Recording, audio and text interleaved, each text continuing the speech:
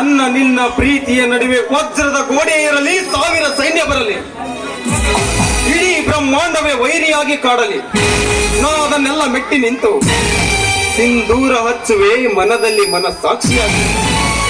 ಅಲ್ಲವೇ ಸಂಕೋಚಿಸಿದರು ಭಾವನೆ ಎಂಬ ತಾಳಿದಾರ ಒಸೆದು ಪ್ರೀತಿ ವಿಶ್ವಾಸವೆಂಬ ಮಾಂಗಲ್ಯ ಕಾಣಿಕೆಯಾಗಿ ತಂದಿರು.